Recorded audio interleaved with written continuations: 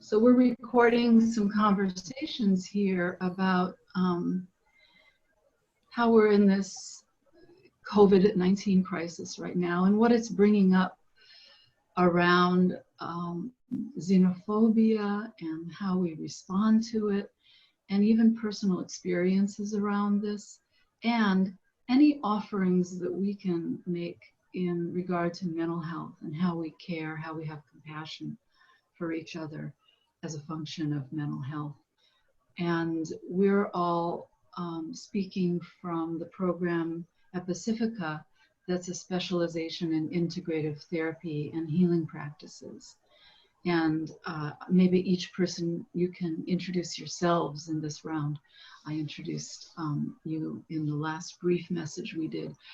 I'm Juliet Rhodey Brown, and I'm the chair of the program. And I'm really glad that we could gather together today so that we could have this discussion. So maybe each of you can introduce yourselves too. I'm Indushree Rajan, and I'm a faculty member of the program. Hi, my name is Hisan, and I'm a second-year student of the DPT program at Pacifica, and I'm a clinical social worker. I'm Bin Tran, and I'm a licensed marriage and family therapist, first-year student in the DPT program as well. So as we want to sit here for a moment and discuss this, let's touch upon both the personal and the professional. How does this touch each of us as we see what's going on with the reports in the media, or even in what we notice with our own experiences? And then as a secondary piece, what we believe can be done based on your own experience and our own experience of working in the mental health field and the healing arts, we can call them. And I know that all of you have also been very active in community mental health and community engagements, and sometimes including the arts. So we often forget to speak about the arts when we're exploring ways that we can nurture community and understanding with each other and compassion. So I thought we could touch upon that as well. And I know for me, it really, to me, it's heartbreaking that there is so much divisiveness and othering in the world, and particularly in times of crisis. I am inspired, though, by a great deal of people who are reaching out, who are making efforts to connect, making efforts to override these prejudices and xenophobia and cruelties that we inflict on each other. So I always come from a place of how can we nurture more compassion, and I think there are practices we can do that do this, and through the arts, and just by having experiences and being curious about others, being open. And so I want to move it around in the conversation to see, how have you been affected by this, and how, both personally and professionally? Well, I can speak to, I'm a lot, as a clinical psychologist as well, I'm working with a lot of clients right now. And for myself, I feel like the pace at which everything has unfolded, getting new news every day, sometimes every hour, it makes it so difficult to process what's happening in real time. And I think as clinicians, we really work to hold the space with our clients. And I primarily work with survivors of complex trauma. And I have a very diverse practice. So I work with a lot of clients from different cultures, different religious backgrounds, different ages. And there are different risks that are coming out in I mean, this virus, and I feel like the way in which we as the society have been responding to it, have been affected by it. It's exposing various risk factors. It's exposing different fears in different strata of society and different clients. So we mentioned, you know, the violence and the hate crimes and the nastiness that's being perpetrated towards the Asian community. I have Asian clients that are terrified and to worry about your family's safety on top of everything else with this virus and everything that's going on. So there's that spectrum, that the idea that there, along with the diverse clientele, there are diverse concerns, lots of different kinds of anxieties and pressures and stressors that are coming up in the work. And for myself, I find that I often feel, you know, overwhelmed and exhausted in a different way, having to adapt to exclusively doing teletherapy and having to do therapy in the home. I think parallel process right now is so important, and self-care is so important. You know, I think we are holders of we're containers, you know, as clinicians, and we also, we need to be aware of what we are carrying in our containers as we connect with the healing space, and as we try to move into our own lives. And that gets complicated because we're in the same space, you know, doing everything from home. So certainly that those are some of the things that I've noticed. And I think I'm also just really grateful for the ways in which community is showing up in my life. I'm grateful for the faculty with whom I get to work. I'm grateful for the student community.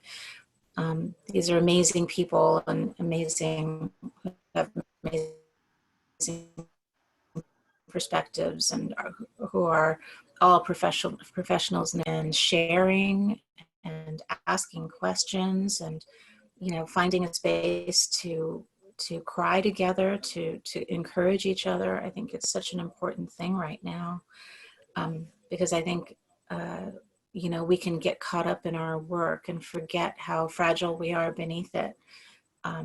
You know, the space of healing is that space of vulnerability as well. So we need to protect that, which I think this is an amazing time for arts, because I know for myself, it's hard to even articulate what's going on. And it seems very chaotic and defies the rational often, most of the time for me. So I think artistic expression is just a beautiful thing to be in right now, and I'm trying to encourage that. I'm trying to do it myself, just to incorporate it in my own self-care. So yeah.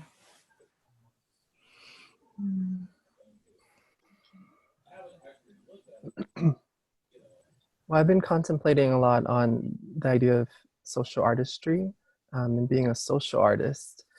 And I know Jean Houston kind of has her kind of trademark social artistry thing, but more broadly speaking, you know, really contemplating the idea of what it means to be a social artist. And I find myself being the kind of social artist, if you will, that I suppose I like to lead by example in some ways. You know, I'm the kind of artist that likes to put my own pain into my work, but not just the pain, also kind of how, you know, my processing of it too. And I find myself just sort of beautifying everything. You know, if I'm going to be wearing scarves, you know, around my face, I'm going to make sure it's pretty. I make sure it look like this. To inspire something. Usually there's a theme that I'm working with during the day or the week or something that I like to sort of embody through how I dress, photos that I take and put on social media, things like that, and kind of seeing how it's infectious and how it can influence other people. So I guess just putting good vibes out into the world right now has been my focus. I go back to that because I think it's the lead by example mentality. I mean, I could talk about some patients too. It seems like a lot of my clients are, because of the reversal of a lot of things, or the inside outness of it, however you want to look at it, a lot of my clients are finding empowerment in these times. You know, I have one who works at a grocery store, and now, you know, he has found some purpose, and he's able to articulate, you know, that feeling and sort of the social recognition and people coming up to him and giving recognition, how good that feels, and such a radical opening for healing too, as well as creativity. Yeah, healing, a radical opening for healing, certainly. I'm definitely feeling that. So here I would like to share my own personal experience. A week ago, I went to a grocery shopping, and on the way home, I was driving, and there was a car, and two men was yelling and screaming at me, saying, "Go away and get lost."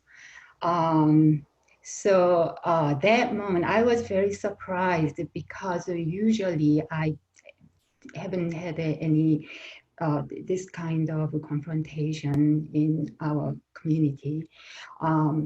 But when I saw them, I was able to meet the eyes, and what I read from their eyes were anger, but behind that anger, there was suffering. So it just reminds me that all this, you know, unprocessed grief and sadness and mourning, sometimes they can, only way they can express is aggression. So fortunately, at that moment, I have some kind of space that I noticed my own triggering and my own emotion, but I also are able to connect with them because their anger also manifests their suffering, which is not that far from myself, my own suffering.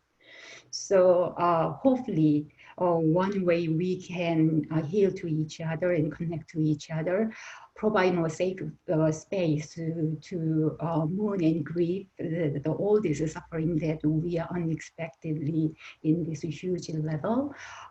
So through that collective mourning, I think we can go ahead and we can move ahead and we can heal to each other.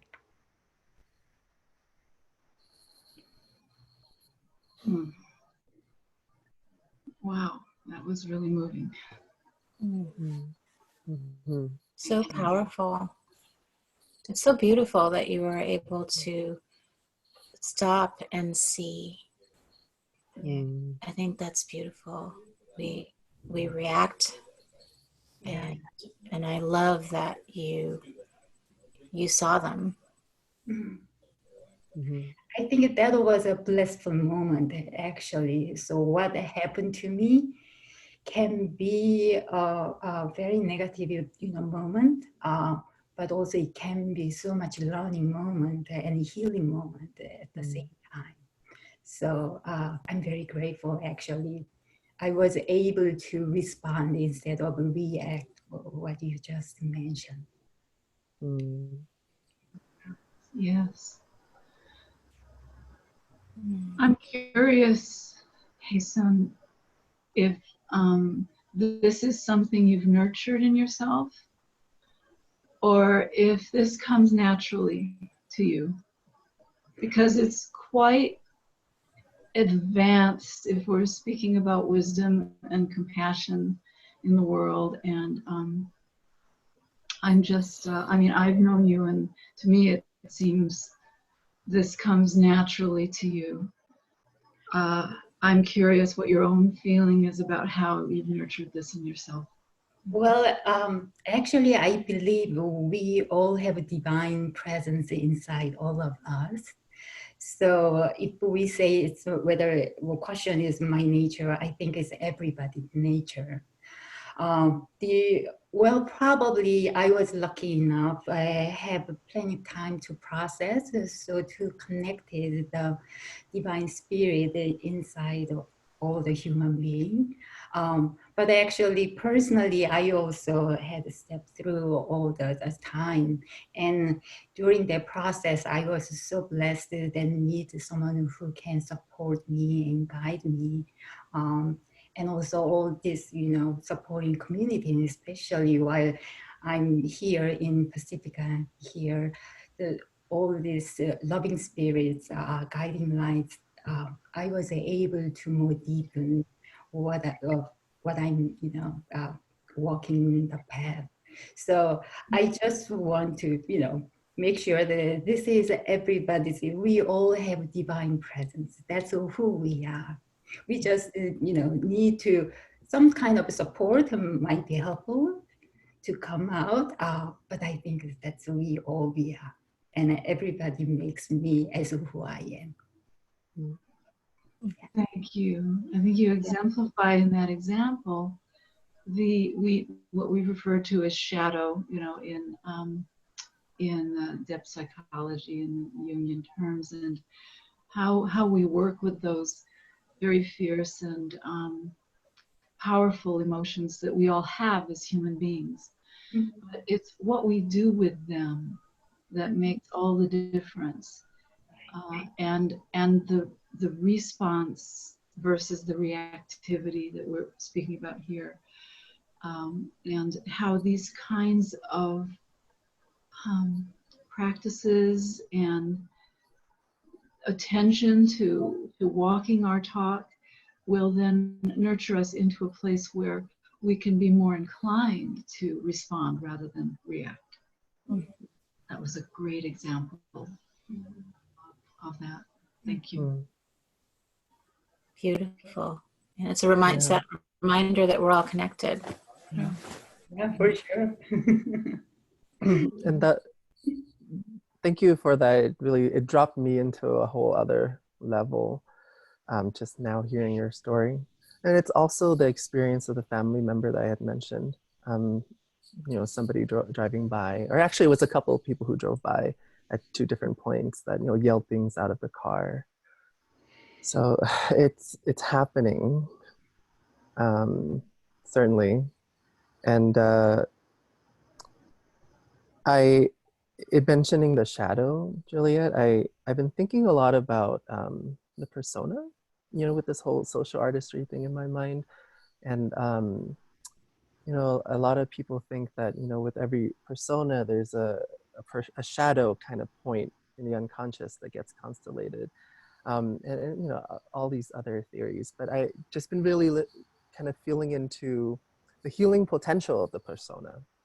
And how I've become more and more of a relational take on a more relational orientation to therapy, but also just turning my therapeutic attention just toward life in general, and every walk of it, I suppose, and really, seeing how when I take on a certain persona, I can process things in a certain way and conduct myself in a certain way.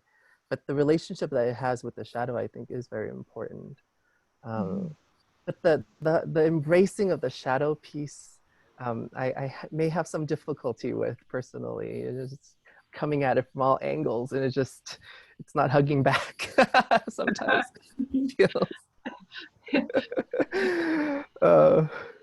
A work in progress, always with us, right, in this life. Yeah. Well, I think it's important, to speak to, the anger and fear and the resistance we have. I think it's all of that is what makes us human. And if we can stay with whatever is without judging it, and if we can just hold with whatever is as it presents itself, we will continue to open and we will continue to deepen. And I think all of those feelings are important. And I think, allowing ourselves a space to struggle you know, and to feel the weight of that struggle. You know, I know for me, I oftentimes don't give myself enough space to just to cry, to feel weak, to feel angry. You know, I think we as clinicians, I know there's a pressure, or even as we teach, or you know, all of you, you know, all of you are involved in so many different things where we facilitate, and it's easy to separate and get into a role, you know, and especially at a time like this when we are sort of in the healing profession, we can get into the space of just really wanting to hold another person and really getting into that role.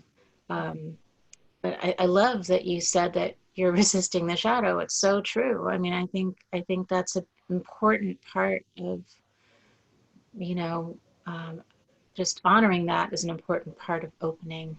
Yeah, I agree. So when we say, you know, the divine spirit, actually, when we tense our spirit, it's not just the good spirit, but actually shadow too, because that's a whole compartment. So the more we tense to our shadow, actually as a whole, our divine spirit, our whole soul will shine. So I think, you know, I cannot stress enough the importance of tending our shadow, our own individuation process.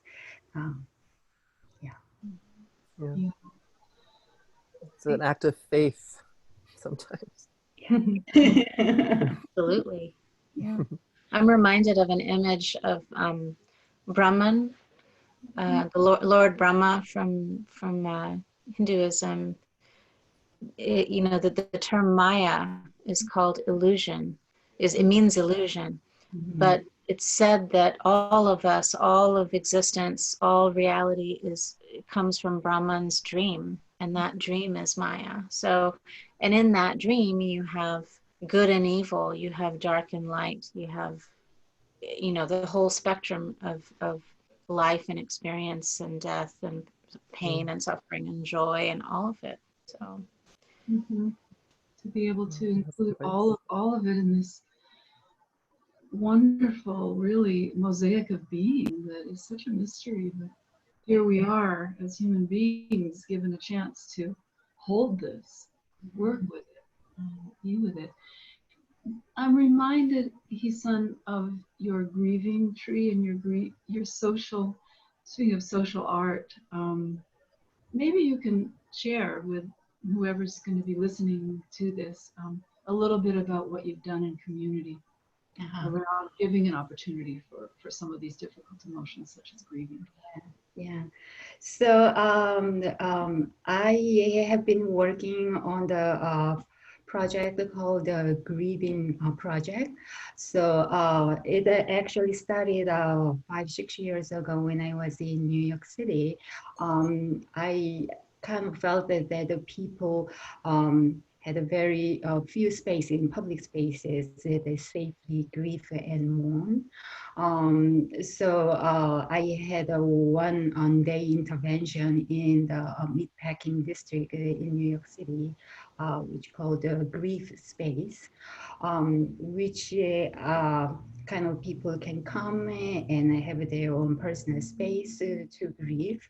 And at the end, they can put their wishing ribbons and all their words and their thoughts putting on the tree. So that was initially my project. And when I joined Pacifica, I kind of felt that we also can have another space and project that we can do some collective mourning, because at that time last year, some of our cohort members, students, lost their loved one.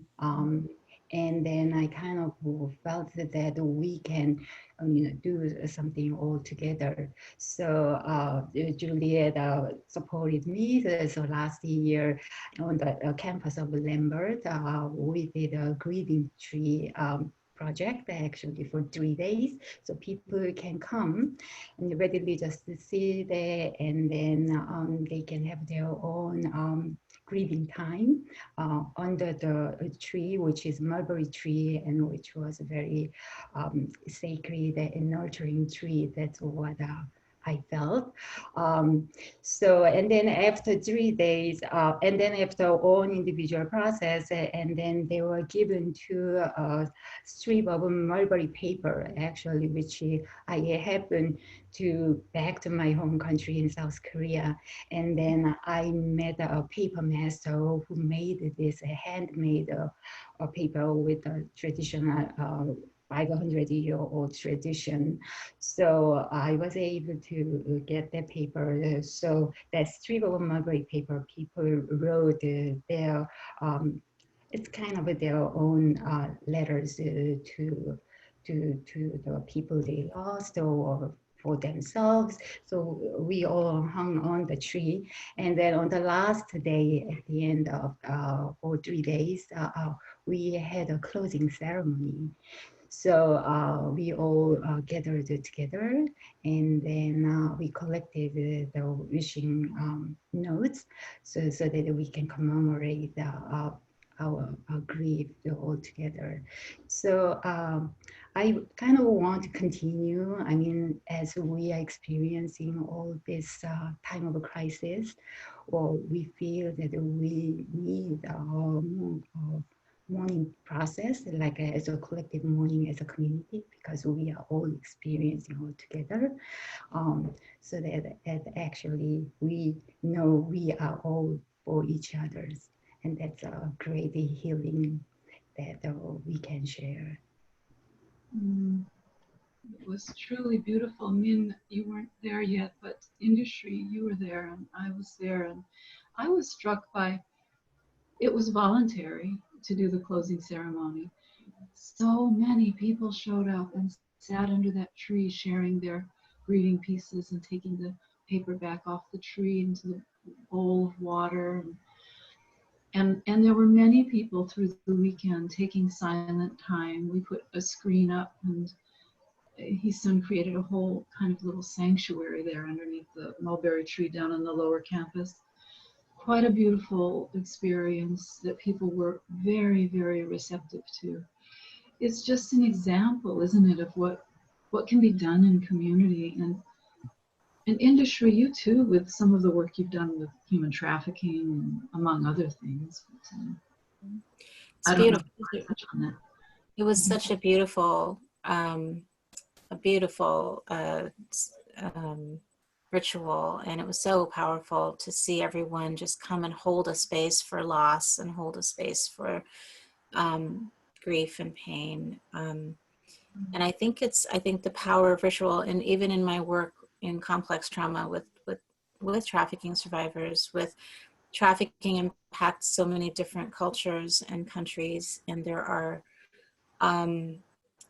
one of the things that is so complex is our understanding of power, our understanding of loss, our understanding of community, of pain, of healing. All of that is so different across cultures. And I think the power of ritual, it's so incredible, because nature transcends and brings everything and everyone together. And I think ritual clarifies the human experience. And I feel like there's such, as difficult as times like this are, I think there is richness here too, and I think the grieving tree is such a beautiful example of how, when we go into a space of pain, or we go into a space that threatens to overwhelm, we essentially allow a space for the soul. And it's the soul then that is allowed to rise and find us and hold us in a way that our mind cannot, or our ego cannot. And I think it's such a beautiful thing to access when we're dealing with trauma. Yeah. Thank you. Well, maybe we're about ready to close up this time together. I wonder if any of you have any last words as a message and anything like that before I turn off the recording.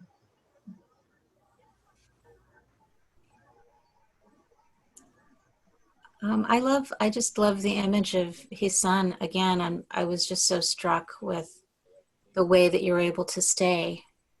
You stayed with what threatened, you stayed with what was fearful, and you were able to see, you were able to see these people who posed a threat to you on the surface, and you were able to hold them in a different way.